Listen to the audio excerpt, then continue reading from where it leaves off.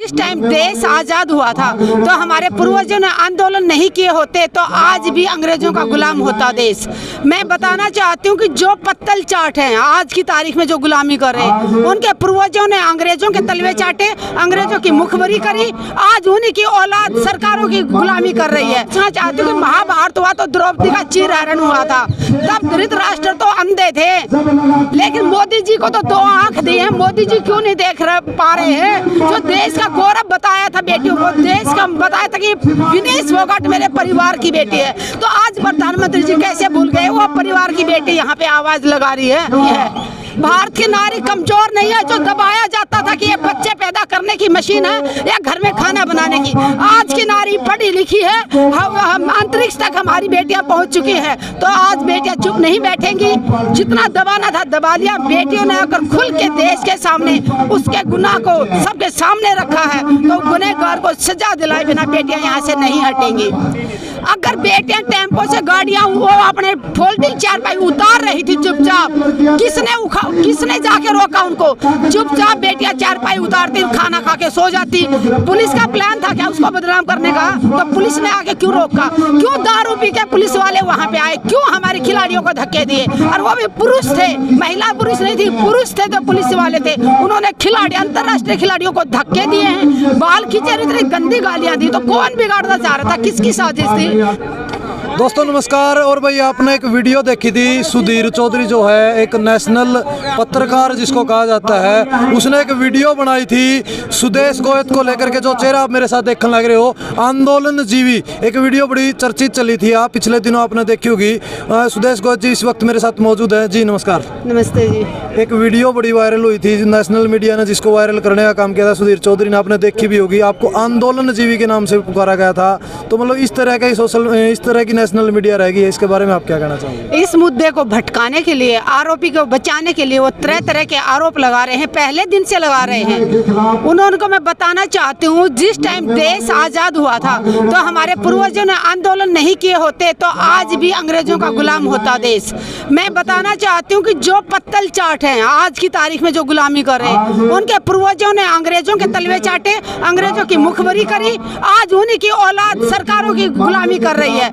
हम लोग जो जंतर मंतर में खड़े हैं, जो अन्याय के खिलाफ आवाज उठाने वाले हैं, हमारे पूर्वजों ने आंदोलन किया, लड़ाई लड़ी, देश आजादी की लड़ाई लड़ी, उन्हीं का खून हमारी रगों में है। हम जहाँ पे भी अन्याय देखते हैं वहाँ हम आवाज उठाते हैं, आगे भी उठाते रहेंगे। उन्होंने आपकी कुंडली निकाली कि भाई ये तो जहाँ भी आंदोलन होता है, जहाँ भी 4 आदमी इकट्ठे होते हैं, वहीं जाकर के नारे लगाने का काम करती है, इनका इतिहास ये रहा। इस प्रकार की बातें आपके बारे में? नारे लगाना मेरा मकसद नहीं है, सरकार को चेताना मेरा मकसद है, सरकार से सवाल करना मेरा मकसद है। अब भारतीय नागरिक होने के नाते मेरा अधिकार बनता है, मैं देश के प्रधानमंत्री से भी सवाल कर सकती हूँ, देश के राष्ट्रपति से भी सवाल कर सकती हूँ, क्योंकि मेरा अधिकार है, मैं एक भारतीय नागरिक हूँ और उनका फर्ज बनता है, क्योंकि हमारे वोट से वो कुर्सी पे पहुंचे हैं। और मैं देश की राष्ट्रपति से भी अपील करती हूँ, आप एक महिला हो और महिला होते हुए आपने संज्ञान लेना चाहिए। अगर आपके प्रधानमंत्री जी, हमारे देश के प्रधानमंत्री जी इस तरफ नहीं ध्यान दे रहे हैं तो देश के राष्ट्रपति से,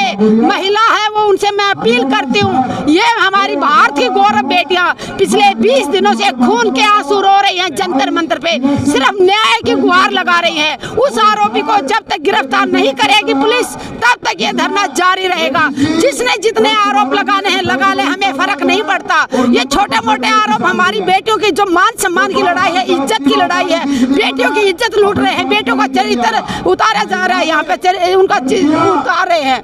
मैं पूछना चाहती हूँ कि महाभारत हुआ तो द्रौपदी का चीरहरण हुआ था, तब धृतराष्ट्र तो अंधे थे, लेकिन मोदी जी को तो 2 आंख दी है। मोदी जी क्यों नहीं देख पा रहे हैं? जो देश का गौरव बताया था बेटियों को, देश का बताया था कि विनेश फोगाट मेरे परिवार की बेटी है, तो आज प्रधानमंत्री जी कैसे भूल गए? वो परिवार की बेटी यहाँ पे आवाज लगा रही है, उसी बेटी को बदनाम किया जा रहा है, उसी बेटियों से सवाल किए जा रहे हैं कि तुम सबूत दिखाओ। सबूत दिखाने का टाइम आएगा तो बेटियां कोर्ट में दिखाएंगी, ना कि यहाँ पब्लिक के बीच में। इसलिए आरोपी को बचाने के लिए पुलिस सरकार लगी हुई है, पुलिस प्रशासन लगा हुआ है। जितना जोर लगाना लगा ले, बहन बेटियों की इज्जत हम ऐसे लुटने नहीं देंगे। ये पूरे मातृशक्ति के सम्मान की लड़ाई है। भारत की नारी इतनी कमजोर नहीं है, भारत की नारी कमजोर नहीं है जो दबाया जाता था कि ये बच्चे पैदा पीटने की मशीन है या घर में खाना बनाने की। आज की नारी पढ़ी लिखी है, हम अंतरिक्ष तक हमारी बेटियां पहुंच चुकी हैं, तो आज बेटियां चुप नहीं बैठेंगी।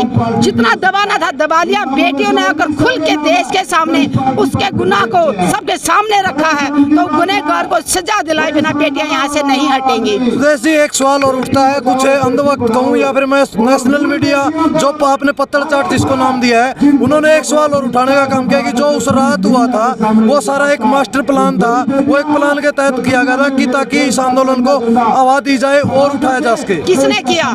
किसका प्लान था? सरकार का। शुरुआत कहाँ से हुई? किसका प्लान था? पुलिस का प्लान था। अगर बेटियां टेम्पो से गाड़ियां वो अपने फोल्डिंग चारपाई उतार रही थी चुपचाप, किसने जाके रोका उनको? चुपचाप बेटियां चारपाई उतारती, खाना खा के सो जाती। पुलिस का प्लान था क्या उसको बदनाम करने का? तो पुलिस ने आके क्यों रोका? क्यों दारू पी के पुलिस वाले वहाँ पे आए? क्यों हमारी खिलाड़ियों को धक्के दिए? और वो भी पुरुष थे, महिला पुरुष नहीं थी, पुरुष थे तो पुलिस वाले थे। उन्होंने खिलाड़ी, अंतर्राष्ट्रीय खिलाड़ियों को धक्के दिए हैं, बाल खींचे, इतनी गंदी गालियां दी। तो कौन बिगाड़ना चाह रहा था? किसकी साजिश थी? और जो कह रहे कि राजनीति हो रहा है, किसने मौका दिया विपक्ष को राजनीति करने का? सरकार ने मौका दिया।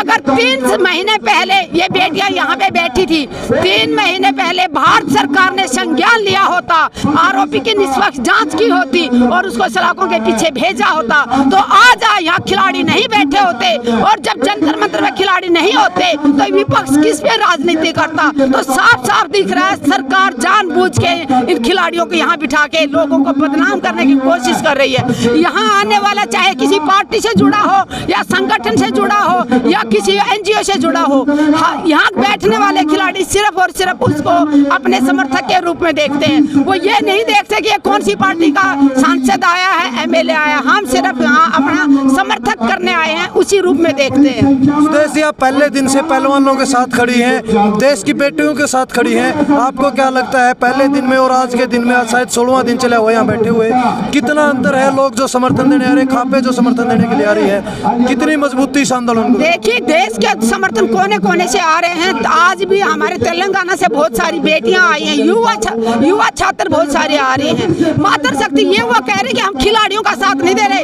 हम खुद के सम्मान में आ रहे हैं। महिला होने के नाते अपने सम्मान की लड़ाई लड़ने आ रहे हैं। अगर आज ये अंतर्राष्ट्रीय खिलाड़ियों की ये हालत है, तो आम परिवार की बेटियों को तो ये गुंडे घरों से उठा ले जाएंगे। आज आप देख रहे हो पूरा पुलिस प्रशासन उस बलात्कारी को बचाने में लगा हुआ है। अरे जिसको गिरफ्तार करना चाहिए उसको गिरफ्तार नहीं कर रहे, जिसकी सुरक्षा में तुम यहाँ खड़े हुए हो उन्हीं बेटियों पे पुलिस हमला कर रही है। देश देख रहा है, इसीलिए आज पूरा देश का समर्थन बेटियों को मिल रहा है। अगर जो लोग यहाँ नहीं पहुँच सकते वो सोशल मीडिया के माध्यम से अलग अलग गाँव में आप जाके देख लीजिए, धरना शुरू हो गया है, कैंडल मार्च लोग निकाल रहे हैं, पुतला फूंक रहे हैं। इनका पूरे देश में जाग चुके हैं। नेशनल चैनल दिखा रहे हैं या नहीं दिखा रहे पता नहीं, लेकिन सोशल मीडिया पूरा जोर शोर से दिखा रहा है, क्योंकि ये बात बेटियों के सम्मान की है, बेटियों के अधिकार की। इतना सब होने के बाद भी किसी भी सरकार के बड़े नेता की अगर मैं बात करूं, प्रधानमंत्री की बात करूं, गृह मंत्री की बात करूं, किसी की तरफ से कोई भी अपना बयान नहीं आया है, खिलाड़ियों के पक्ष में नहीं आया, विपक्ष में, यानी चुपचाप है। और ब्रजभूषण कहता है कि अगर मोदी और अमित शाह कह दे तो मैं पद त्याग दूंगा। सारे के सारे मोम की मैं मूर्ति बन के बैठे हुए हैं, उनको शर्म आनी चाहिए। वोट मांगने के लिए चुनाव प्रचार में इतने बिजी हैं वो लोग, यहाँ पे जो देश का गौरव बैठे हैं उनके सम्मान की तरफ कोई ध्यान नहीं दे रहा। देश देख रहा है, देश की जनता देख रही है, मातृशक्ति देख रही है। पंजाब की माताओं बहनों का आपने सुना होगा, यहाँ कैसे गरज रही थी वो शेरनी की तरह। माताओं बहनों ने कहा कि अगर हम अपने सम्मान के लिए यहाँ जितना भी टाइम लगे हम यहाँ बैठेंगे, जब तक सम्मान नहीं मिल जाता, जब तक शोषण करने वाला जेल के पीछे नहीं जाता, आंदोलन जारी रहेगा। दोस्तों, आपने भाई लगातार सभी विचार सुनने का काम किया कि भाई जिसको आंदोलन जीवी कहा गया था, आपने देखी होगी पहले वीडियो, सुधीर चौधरी द्वारा एक वीडियो बनाई गई थी जिसमें इनकी पूरी डिटेल बताने का काम किया गया था कि किस प्रकार से जो है इनको एक आंदोलन जीवी का नाम दिया। उन्होंने अपनी जो बातें रखी और किस प्रकार से आज आंदोलन चले वो बताने का काम किया। आपका बहुत बहुत धन्यवाद, आप हमारे साथ जुड़े। वीडियो अच्छी लगे तो वीडियो को शेयर करें, चैनल पर जो साथी नए आए हैं तो चैनल को सब्सक्राइब करें। धन्यवाद। जय हिंद, जय जवान, जय किसान।